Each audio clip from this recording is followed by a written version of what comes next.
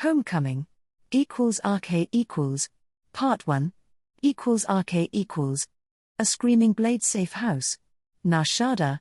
A bit of thinking over the situation had me reining in my temper and desire to see a hut or two made an example of.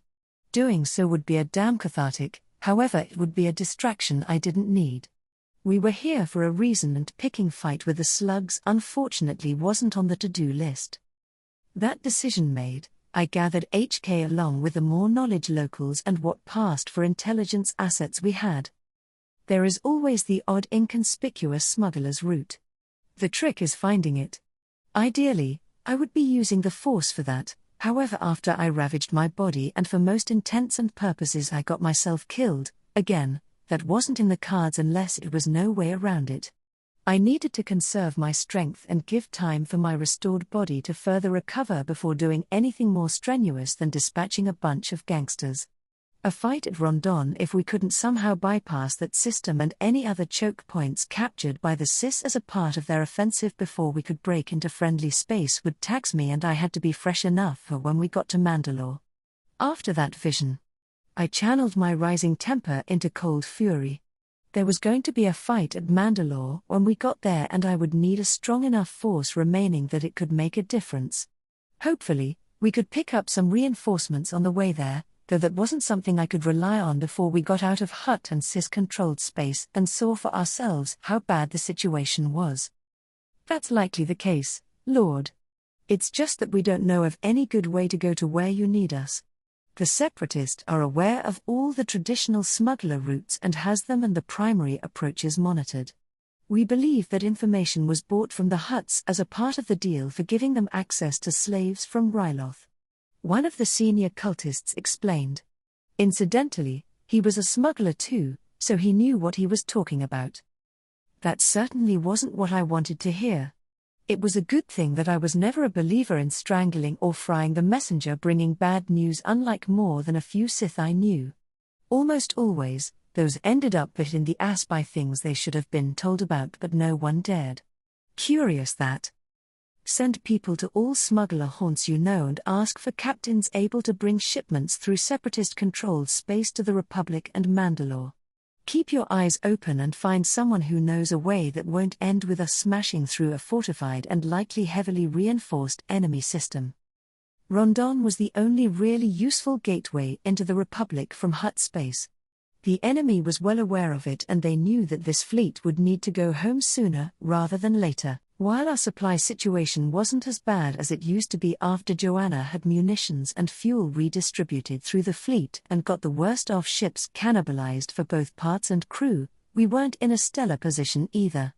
That dry dock ship we would be meeting shortly would help tremendously. It was just too bad we couldn't afford the time for it to properly fix a significant part of our ships.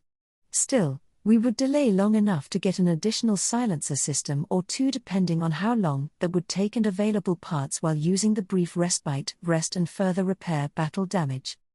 That was the plan anyway. We would see if the enemy would get a vote. Right away, Lord. The cultists chorused and ran to gleefully obey after I gave them leave to do so. A curious bunch. Rex shook his head in exasperation. How did you get them so loyal to you? Once upon a time, a Sith Lord made them believe he was their prophet, if not outright a god. I ended up clashing with this group in order to get to him, and after I eventually killed him, I got elevated to his position. Those people's ancestors were often useful when I had to work on Nar Shaddaa, however they weren't as bad as this bunch in the devotion department. That is one way to put it, Master. HK added his 2 credits. Shush you. We're going to procure as much fuel and ship-grade weaponry as we can buy or steal. Which are the best places to buy such things? We can't really afford the good stuff, not if we want to get as much fuel and Tabana gas as we can.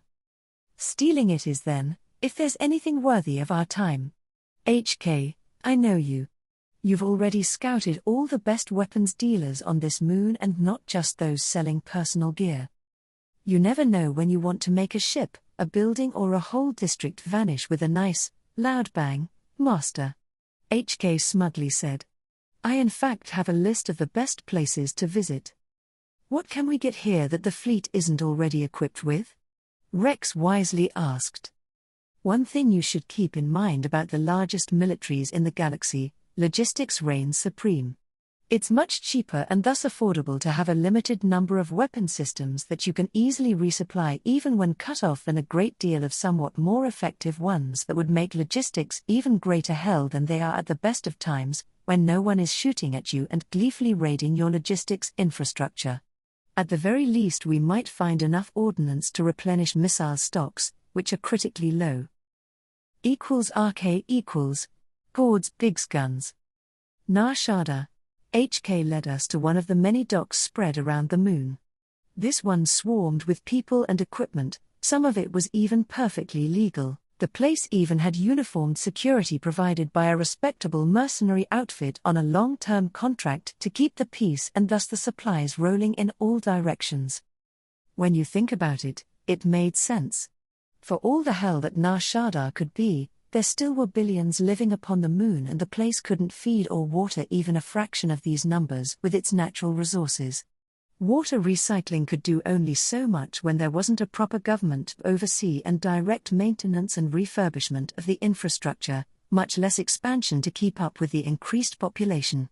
As a consequence, the preventable death toll was enormous and a large reason for the dark side miasma clinging over everything on the moon. If it wasn't for trade, which was usually kept largely unmolested because it made the Hutts controlling the place too much money to be otherwise, a great deal of the population would die off in a short order. HK 117 led us through a third of the docks until we reached a row of connected warehouses which had conveniently placed landing pads for transport shuttles and smaller cargo haulers. "This is the place, Master." My assassin droid pointed forward. I followed his direction and stared at the sign. A memory from long ago surfaced at seeing it. "Are we meeting orc arms dealers?" I asked incredulously. "What are orcs, Master?" HK inquired. "Are they better than average meat bags?" "Never mind. Is this really the best place to find ship-grade weapons?" "I wonder the same things," Rex added. "It certainly is. The last time I was here, there were all kinds of curious ordnance." HK eagerly nodded. Knowing him, that was saying something. We got in without trouble. HK was apparently a regular visitor, and with what was happening in the galaxy at large, no one was surprised to see a bunch of Mandalorians come to such a place. The siege of Mandalore was apparently very profitable for certain parties. When we got in, we found no orcs, which was a relief.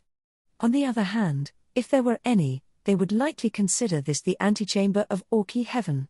There were guns, with capital G, on display everywhere. All kinds of missiles and other ordnance. The place was vaguely reminiscent to a weapon expo held on a civilized world instead of a not-quite black market on Nar Shaddaa. A lot of the weapons looked heavily modified, if not outright Orky feed too. This wasn't the kind of gear that would be good idea to have as a standard across a whole fleet, much less any significant part of the Republic or Mandalorian Navy once we got around rebuilding it. However, this might just be what the doctor prescribed for getting us back home reasonably intact. HK, you did great. I smiled. RK Part 2 RK Gord's Big's Guns. Nar Shaddaa. All the concentrate mayhem within Gord's warehouses was enough to warm this old Sith's heart. After browsing for an hour, I had an extensive wish list. The only issue was that we were quite light on liquid assets, especially those that could be spent on Nar Shaddaa. Republic credits weren't something that most merchants here would take on a good day. Since the war began and the Republic's war effort apparently went downhill, let's just say that any and all accounts with Republic credits that I still had access to were useless. While I did have some other liquid assets, most of those were locked behind the informational blockade back in the core.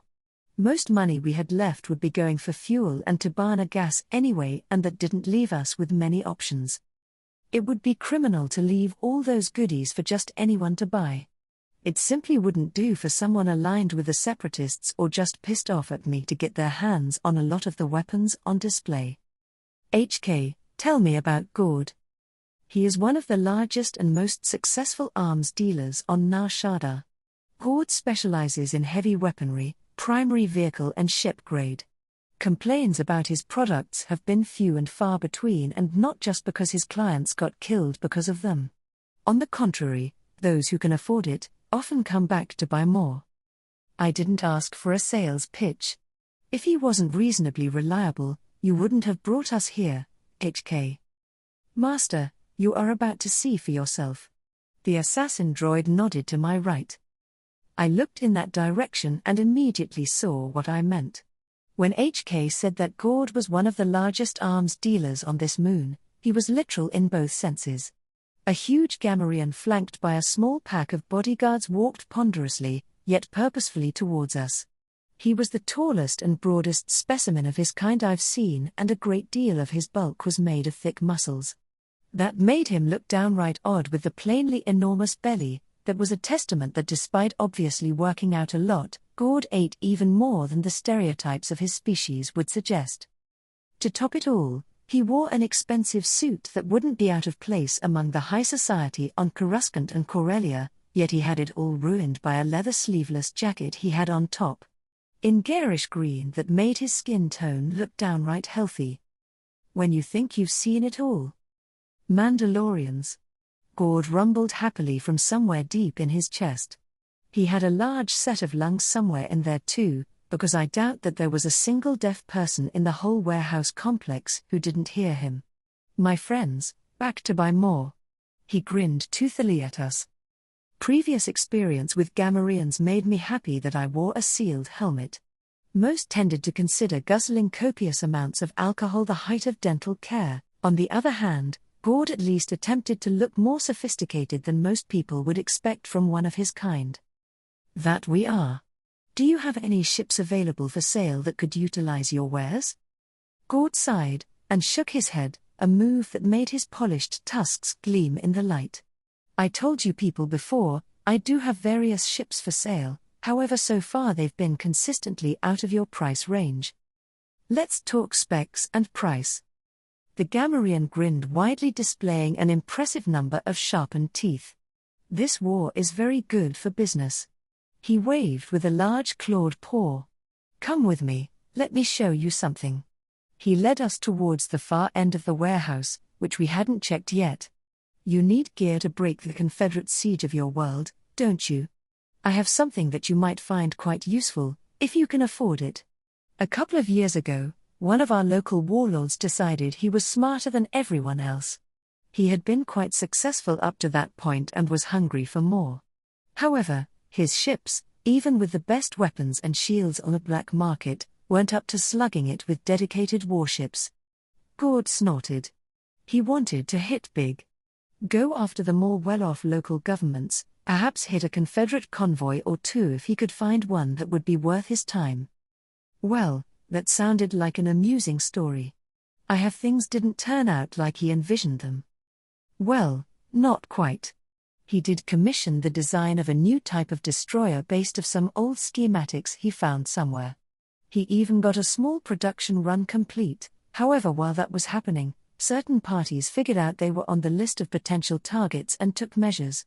Instead of going after the ships, they hired a couple of your boys, and 2 weeks later, said Warlord's palace went up in a mushroom cloud. Then those poor orphaned ships somehow found their way into your hands, I take it. Them's the breaks, hummy. Gord made a credible attempt to look innocent, however all the fangs and the grin that never left his face ruined it. Here's what we're talking about. He pointed at a large silver slab of metal that was about 5 meters tall and almost as long as the wall, so over 200 meters give or take a few. It took me a few seconds to gather exactly what I was seeing and a bit more to make sense of the glyphs painted on the side. Enough Dakar to make your troubles go boom. HK helpfully translated.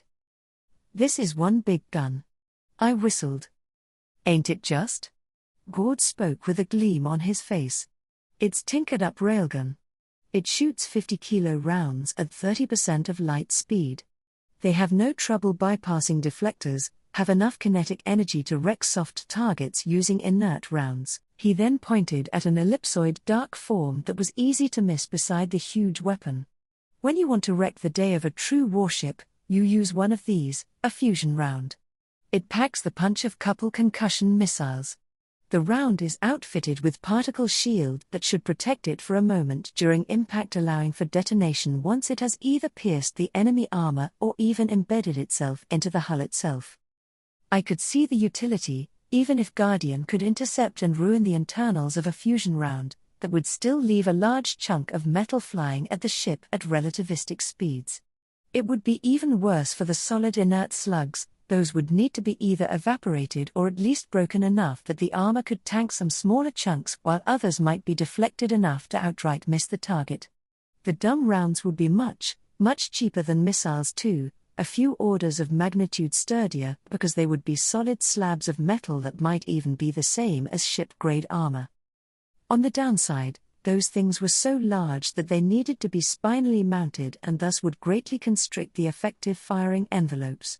They would be practically useless in close quarters slugging matches, and those tended to happen with distressing regularity. On the plus side, such weapons were perfect for hit-and-run raids as well as bombarding more or less fixed defenses. And the first time the enemy faced ships outfitted with them, they would naturally have their deflectors up and particle shields at minimum strength, making them sitting ducks. Another useful trait would be complicating the life of enemy commanders, because with those things in play it would be no longer a no-brainer to keep the deflectors up during any engagement. And if you got your particle shields raised, well, that would have your ship open to be ravaged by turbolaser fire. I could use those weapons, especially if they came with ships ready for deployment. That's a nice sales pitch, Gord, my new friend. How many destroyers? What else are they armed with? Do you have escorts, a ready supply of ammunition for those beauties? While you are at it, how much, and do you make discounts for bulk purchases? I let eagerness seep into my voice. Gord didn't need to know that I intended to take possession of those ships even if I lacked the money to pay for them. Homecoming =RK equals Part 3 =RK equals Gord's Biggs Guns. Nar Shaddaa. My attempts to haggle with Gord went downhill, fast. It was no surprise that Republic credits were no good on Nar Shaddaa. That was the case at the best of times, and with the war going badly, it was no wonder no one in this area of space would accept such a currency. My problem was that most of what I had as assets that would spend here were locked in the core by the holonet being disrupted by jamming and loss of relay stations. What little assets I got on me when we left to deal with Crimson was all I had available, along with the remaining funds of my Black Ops people and a bit of cash from the cultists. In absolute terms, it was a nice pile of cash. However, when compared to what we needed to pay for before leaving Nar Shaddaa, it was barely enough for fuel and Tabana gas. To my absolute lack of surprise, warships and their weaponry were ruinously expensive. I can offer you a contract to supply the Mandalorian Navy with all kinds of weaponry, especially such beauties that no one would even think of building, much less selling in Republic space. We're talking billions of profit in your currency of choice. I waved a hand and pushed as hard as I dared with the force to reinforce the suggestion that I was making Gord a favor. His eyes unfocused for a few seconds and his smile slackened a bit. Yet, it didn't last. Gord shook his head. His eyes refocused and he sighed. It's tempting. Under different circumstances I'll be kissing you for offering such a deal, he exclaimed. It took all I had not to blanch at the very idea. By all accounts, your people are losing the war, no matter how outrageous such an idea would have been a few months ago. Gord snickered. Who would have thought that the famous Republic would be so brittle? The first serious threat if faced in centuries, and it simply broke. Do you know, Mandalorian, that the last report smugglers brought from the core was of infighting on Coruscant? It turns out that the Republic's slave army isn't on board with your people being in charge nowadays. Even if Vale comes here and as Mandalore swears upon the honor of his people that my debts would be paid, I still wouldn't take him up on the offer. The way I see it, it would take a miracle for your side not to lose. Mandalore itself has been under siege for months now. The Republic is too busy fighting itself to help them, and by the time they clean up their mess, whatever is left would be easy pickings for the separatists. Your Mandalore could come in here, solemnly swear on your people's honor that my debts would be repaid in full, yet it would mean nothing. Payment in cash, on delivery or no deal. From all the Gamorreans to deal with, I simply had to run into one with a respectable willpower. If I pushed, I would convince him. However, the power I would need to use would mess up his brain, and it would become painfully obvious that something was wrong. It would be a miracle if the deal went through after that. Just make sure that my purchase list is ready. How long will you need to have everything packed for pickup? I'll get you the money in a currency you can spend here. I promised. Do I want to know how you're going to get it? I wisely declined to explain. Bah, as if I care. Just don't get killed before you can pay me, Mandalorian. It's nice to do business with you, Gord. If there are no complications, that contract I spoke of might indeed materialize one of these days. I left with those parting words. To their credit, my people kept quiet until we were back at the safe house. We don't have that much money, do we, sir? Rex asked. The Screaming Blades and the special forces stationed on this moon don't, HK stated. No. However, we're getting those ships one way or another. Rex, you're going back to the ship and getting in touch with the fleet. I want Gord's ships located and a mission to capture them along with his supply of weapons ready to go ASAP. Coordinate with HK and our people here for intelligence. That's our plan, Besh. After that, HK, you and the cultists are going to get me everything you've got on our least favorite hut on Nar Shaddaa. We're going to visit him and convince him to make a donation for the stunt he pulled at that meeting. How big a donation? HK curiously asked. Everything he has in exchange of not being skinned alive. Contingency planning first. HK, do you have any idea where Gord keep his ships? What kinds of security he has there? Are they ready to deploy, and if not, what would it take to make them so? What about the locations of his weapon caches? RK equals. Briefing room Arush. Republic assault ship Relentless. Sergeant Johnson planted his backside on one of the uncomfortable chairs bolted to the deck. He carefully looked around and noted who the other senior NCOs and officers gathered for a briefing were. Many of the faces were familiar, which told him enough about what the next operation would be. All the people trickling in were trained and more often than not experienced in boarding actions. However, there were fewer of them than before the last such operation. The ground component of the fleet had been whittled down significantly when ships suffered combat damage or were outright destroyed, with more soldiers dying or being injured when they stormed enemy-crippled ships in order to secure supplies for the fleet. Admiral on deck. A senior fleet captain announced in a voice accustomed to command. Admiral Joanna Holt strode in confidently, immaculate in her Corellian-styled naval uniform. At ease. She barked, "We have a possible mission requiring your particular talents. A local arms dealer has come into possession of a number of warships, which we can put to good use when fighting our way back home. There is an operation ongoing on Nar Shaddaa to procure funds to buy those ships, which if successful will see us ready to intervene in case our agents on the moon get backstabbed. However, if that operation doesn't pan out, we'll be capturing those ships. Agents planetside have located the dock complex where our targets are laid down for servicing. At this time it is unclear if they're ready to go or not." A holographic projector came to life behind the Admiral, showing long-range, low-resolution images. The angle wasn't particularly good either. Whoever procured them did it from the dirt side and wasn't using specialized equipment. Our primary targets are those 5 destroyers. 5 ships blinked in green. At this time we don't have anything solid on internal layout nor about security contingent. However, the targets are at Nar Shaddaa, so it is a given that they aren't unattended. Otherwise, someone would have already taken them. Johnson liked this less and less. There was simply too little solid information. It was one thing to jump mostly blind at logistic vessels, which as expected had mostly civilian crews and minimum security. Even storming damaged separatists' warships was somewhat better, by now, both sides had the plans for the internal layout of major and most minor enemy combatants. Hells, that was mostly true from day one of the war. Those brick-like ships were unknown. Layout, internal defenses, what kind of opposition could be expected? With this being Nar Shaddaa, it could be bunch of thugs that wouldn't be particularly dangerous besides the obvious issue of blowing up the ships by accident. Or they could be hardened and well-equipped mercenaries who could really give the Republic soldiers a run for their money, especially when they had the home ground advantage. Time constraints? Fleet support? Opposition from local forces? A colonel asked. The mission will be a go within the next 48 hours.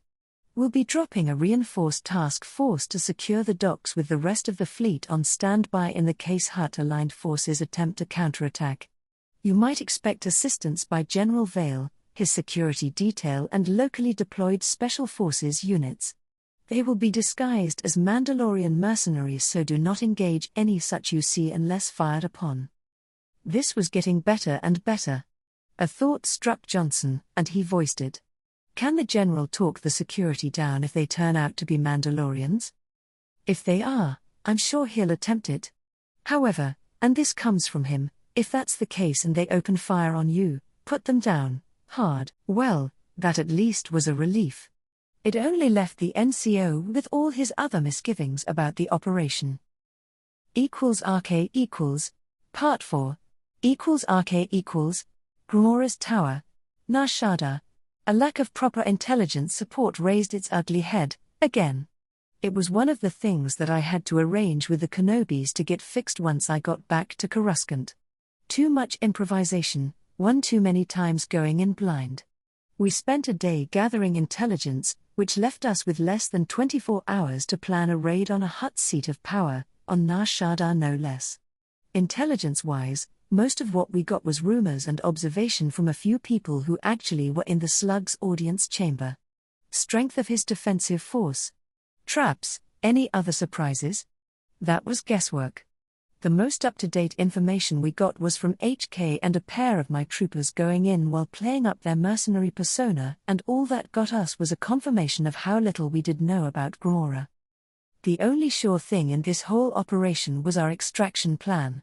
If we criffed up, which was a very real possibility, Joanna will launch the raid on Gord's shipyards and use that as a distraction to send down an extraction team, complete with orbital support if it came to that. The plan itself? It was the type I would usually be berating people if they came up with something like it. It was bare bones and dangerous as hell. Infiltrate Gamora's tower in small groups kitted as Mandalorian mercenaries looking for work, and once we gathered in his audience chamber and he made an appearance, eliminate all opposition and convince him to cough up his fortune. A distraction in the form of a feinting attack should get the attention of some of his security forces, buying us more time before someone had the bright idea to storm the audience chamber. Fighting our way out and dealing with any pursuing force would be interesting, though our people on the outside would be helping with that or calling in the cavalry if everything went to hell.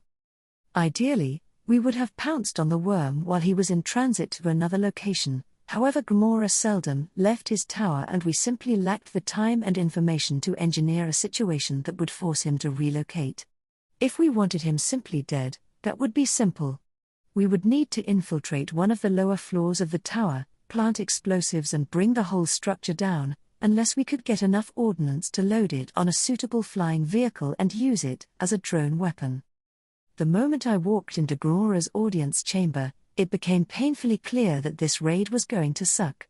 Today the place was packed up with minions, small-time criminals, mercenaries looking for work, all kinds of people looking for an audience, you name it, they were probably within the crowd. At least 2 small groups of Mandalorians were present and they weren't with us, which was yet another complication. I thought about aborting the operation. The risk was great, and if we criffed up, the fleet would have to come knocking anyway. Yet, if we pulled this off, the odds of making a lot of Hutts hostile to Mandalore, if not the Republic as a whole, would be significantly lessened. A fleet raid on one of their shipyards, on the other hand?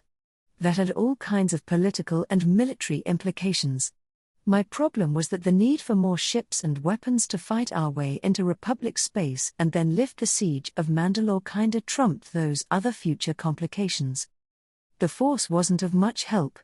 The situation was close enough to the knife edge that there wasn't a single likely future to easily divine. I knew that what we were about to do was dangerous, yet that was all I could get from my power. At least I didn't get the impression that we were going to get ourselves killed for sure or we would be hightailing it out of here. I briefly tugged on my power and swept the large room for familiar signature. The sticky feeling of the dark side made it harder than usual, however I was able to divine that my strike teams were in position. 2 were hanging near the large door that was the primary entrance. They were in place to neutralize the security detail there and hold the place once the smart visitors fled. That was a silver lining. With that many people inside, once we began, the panic would throw the tower in chaos. The primary downside was that with the surrounding crowd, we could get swarmed. We did plan for such a contingency, however we lacked the proper equipment to handle it without a lot of risk. Another team slowly made its way to the side entrance that our target would use to enter and in case of trouble flee through. They would block it and make sure that the hut not only wouldn't be leaving that way, but no reinforcements would pour through. 2 more teams were heading my way. They would cover my group as we secured Grora, and the last small group would be busy ensuring the crowd would decide it was a capital idea to be somewhere else. The noise suddenly spiked. I could hear the whine of a repulsor lift, which meant that the worm was on the way, riding a palanquin so he wouldn't have to slither under his own power. A subtle use of the Force to project an aura of unease made sure my group could make its way to the front just in time to see Gamora settle on the raised podium where he usually held court. 2 rows of mercenaries formed to keep the crowd at bay. The outer ring was the comparatively lightly armed and armored beings that made the bulk of the hut's forces, more or less regular thugs in the worm's employ, no different from the enforcers of the more organized gangs on Nal Hutta. The second group was different. They had better and mostly standardized outfits. All wore medium and heavy armor that looked sturdy enough to hold under sustained fire. A Huttis rune was painted on their chests, Gamora's coiling sigil. It vaguely resembled a purple snake making an infinity symbol and chasing its own tail. It was notable that at least half of the Slug's elite guard was outfitted with disruptors, which were nasty.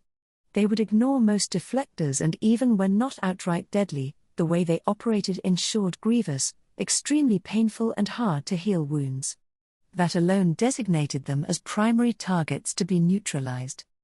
Gamora's speaker, an insectoid alien I was unfamiliar with, began introducing their master in passable Huttis.